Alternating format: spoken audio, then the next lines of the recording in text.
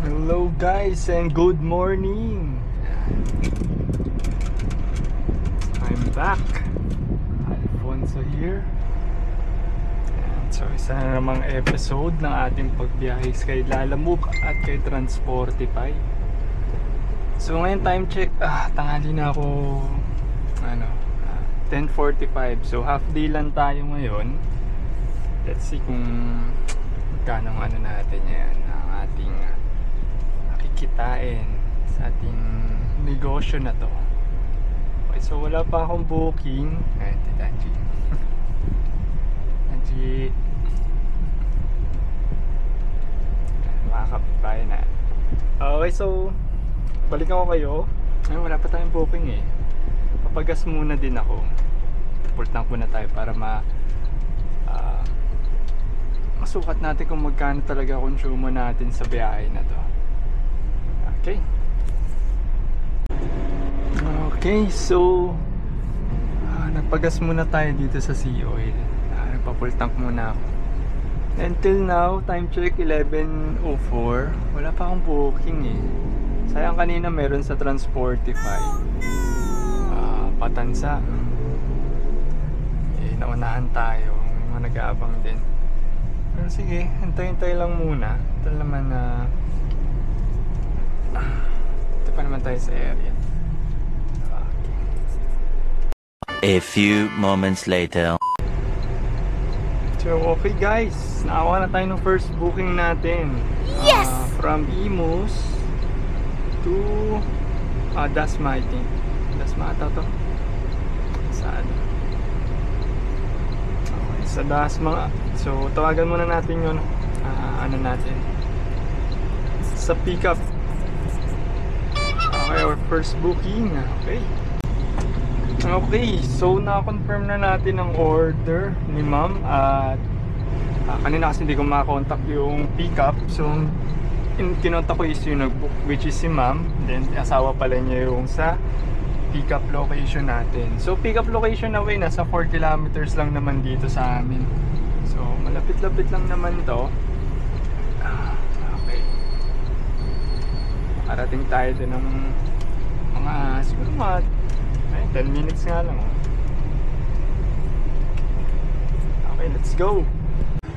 Okay, so first booking, lipat bahay. Buti lang priority ni sir yung yung rating natin. Okay, so pupunta siyang Dasma. Tingnan natin ilang kilometer away. Malabo pagkaan. So 7.2 kilometer lang. Okay to.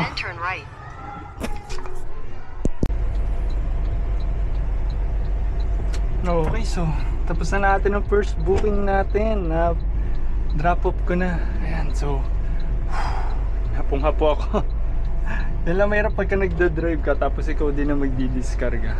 Parang syempre galing ka sa upo tapos biglang taas. So ayan, buti na lang tayo sa. So hanap tayo ng pwesto kung saan tayo makapag-abang ng booking. Yeah.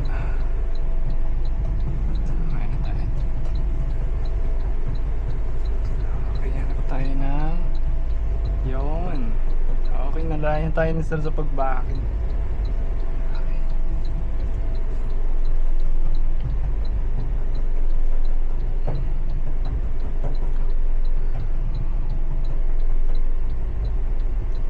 Okay, sir, salamat.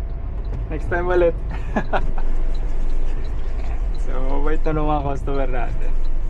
Okay, sige, hanap po na tayo ng pwesto para maghintay ng second booking natin.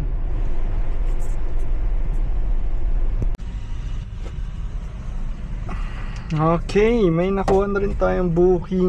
Nice! After lang hours ng paghihintay. Diba? So ayan, pabalik ng Bacoor from Imus. So halika, puntahan natin. Time check 1:09, second booking. Let's go. So hindi sumasagot siya si pick up natin, pero Baka mamaya kasi busy lang siya.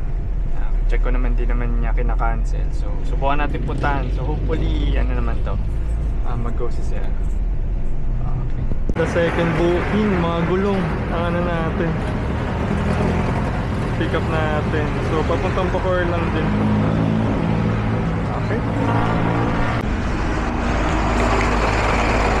Okay, so kain muna tayo habang hintay. 2 PM na, date na yun.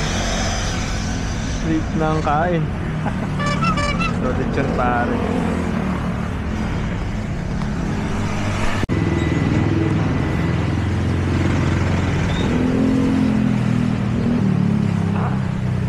Okay, so nababa na natin second booking natin. Dito tayo ngayon sa ano, Bacoor. Yep.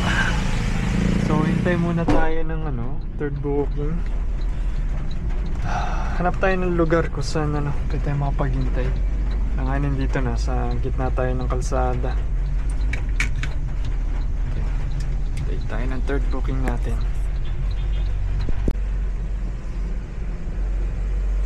Time check, 3:25. So ngayon lang ako nakakuha ng third booking natin. Yes! Papunta ng ano, San Pedro, dito sa may Bacoor. Sulit ang paghihintay. Tawagan ko muna si ma'am para i-confirm natin yung ano, booking natin. Okay, so third booking. Punong-puno.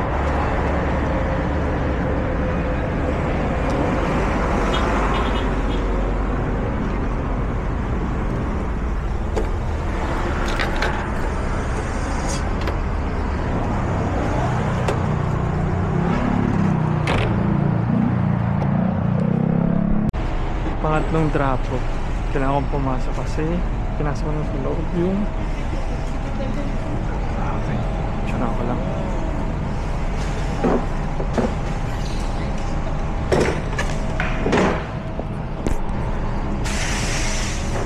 Okay, so naibaba na nila yung third booking natin. Laging double check yan. Okay, so tapos na ang third booking. Hintayin naman tayo ang ating fourth booking. Tingnan natin kung meron pa kasi malapit na sa amin to eh. Gagarahin na ba tayo or hindi.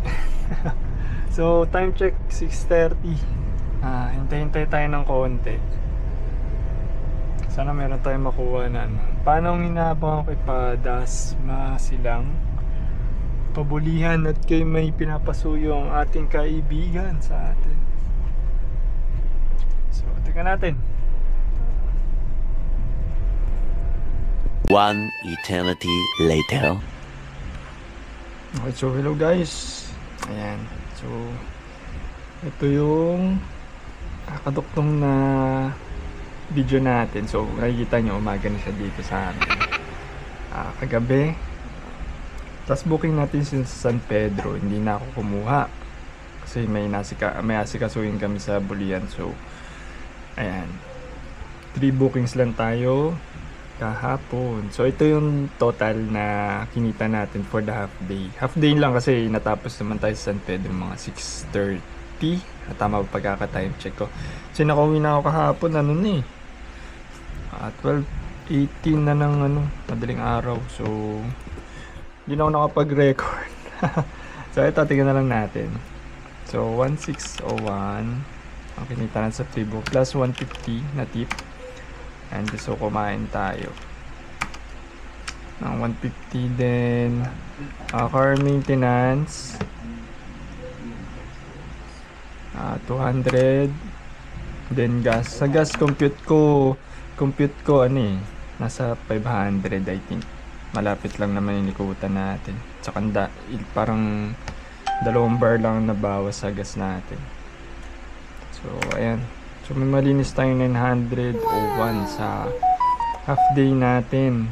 Okay, so ilang hours lang at saka hindi pa sagad yung tutusin. So meron pa din.